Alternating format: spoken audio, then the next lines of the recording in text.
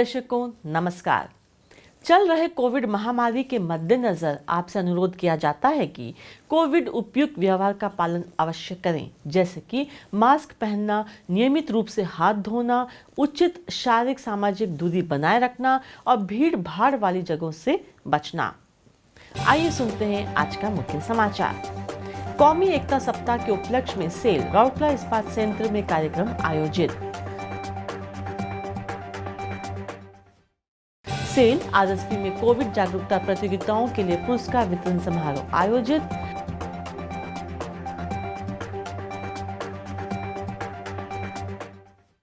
और हमारी आजादी का अमृत महोत्सव श्रृंखला में आज का व्यक्तित्व है राधा मोहना कर्नायक।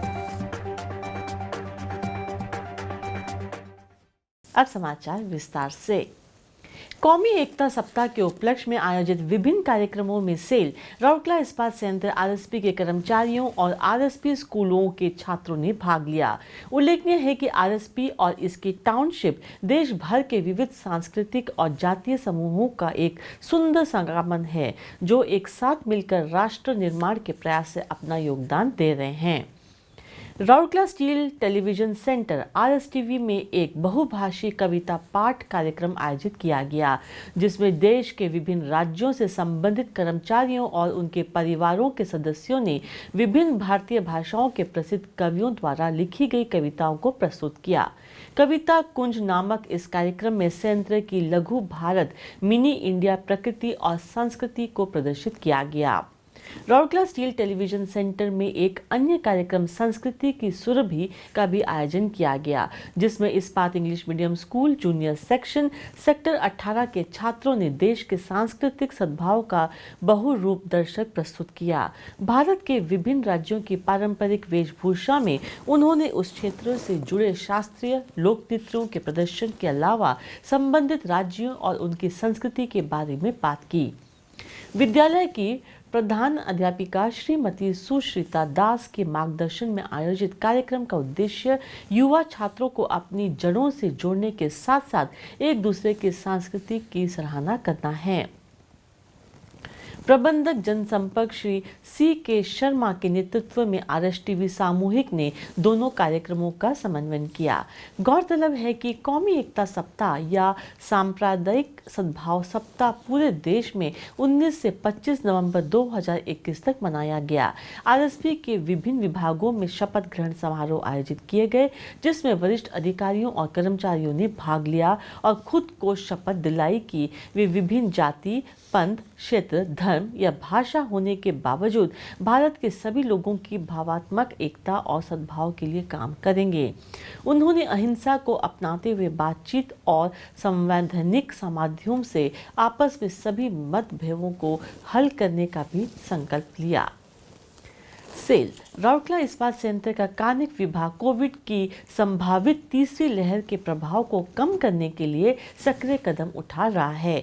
यह संभावित तीसरी लहर से उत्पन्न होने वाली किसी भी आपात स्थिति से निपटने के लिए व्यापक सुरक्षा जाल बनाने के लिए कई कर्मचारी विनियोजन कार्यक्रम आयोजित कर रहे हैं। 26 नवंबर 2021 को कर्मचारियों के बीच कोविड जागरूकता उत्पन्न के लिए आयोजित प्रतियोगिताओं के विजेताओं को पुरस्कृत करने के लिए कार्यपालक निदेशक खदान कार्यालय में एक पुरस्कार वितरण समारोह का आयोजन किया गया। कर्मचारियों के लिए कहानी लेखन प्रतियोगिता की भी आयोजित की गई। इससे पहले 21 अक्टूबर को मानव संसाधन विकास केंद्र में एक प्रश्नोत्तरी कार्यक्रम आयोजित किया गया था, जिसमें पूरे संयंत्र से प्रत्येक टीम में 2 सदस्यों वाली 12 टीमों ने कार्यक्रम में भाग लिया था। 23 अक्टूबर को मानव संसाधन विकास केंद्र में कर्मचारियों के लिए वाद विवाद प्रतियोगिता का भी आयोजन किया गया।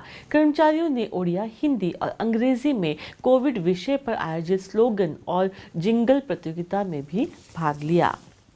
कार्यपालक निदेशक खदान श्री ए के कुंडू ने इस श्रृंखला में आयोजित सभी प्रतियोगिताओं के विजेताओं को सम्मानित किया, जबकि महाप्रबंधक प्रभारी CCW श्री देवदत्त सतपति, महाप्रबंधक shops mechanical Shri S Narayan, महाप्रबंधक CSR सुश्री मुनमुन मित्रा और सहायक महाप्रबंधक कामिक श्री देबाशीष पटनायक आयोजनों में निर्णायक मंडल के रूप में पैनल में शामिल थे।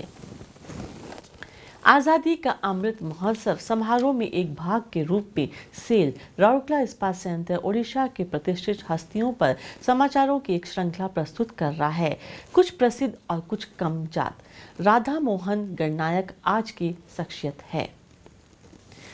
25 अगस्त 1911 को अंगुल शहर के पास कलपाल गांव में जन्मे राधा मोहन गणनायक ओडिशा की एक बहुत ही मशहूर कवि और स्वतंत्रता सेनानी हैं। वे वर्ष 1934 में गांधी जी के नेतृत्व में सत्याग्रह आंदोलन में शामिल हुए। वे मतिरा कवि के रूप में लोकप्रिय हैं। उनकी महत्वपूर्ण काव्य रचनाओं में उत्कलिका, स्मरणिका, पशु पखीरा काव्य और समूहकार स्वप्न शामिल हैं। राधा मोहन गणनायक को उनके पुस्तक सूर्य ओ अंधकार के लिए केंद्रीय साहित्य अकादमी पुरस्कार मिला था। वह 3 साल 1948 से 1987 के लिए ओडिशा साहित्य अकादमी के उपाध्यक्ष थे और उन्हें 1990 में प्रतिष्ठित पद्मश्री पुरस्कार और 1993 में पहले अतिवादी जगन्नाथ दास पुरस्कार से सम्मानित किया गया था। इस प्रतिष्ठित कवि ने 21 फरवरी 2000 को अंतिम सांस ली।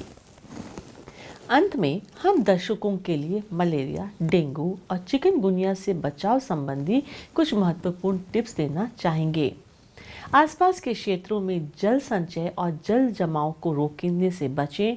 पानी की टंकियां, कूलर, रेफ्रिजरेटर, डीप ट्रे की साप्ताहिक सफाई सुनिश्चित करें। पानी के कंटेनरों और गली ट्रैप को अच्छी तरह से ढक कर रखें। मच्छरों के प्रजनन क्षेत्रों को कीटाणु रहित करें और मच्छरदानी का उपयोग करें।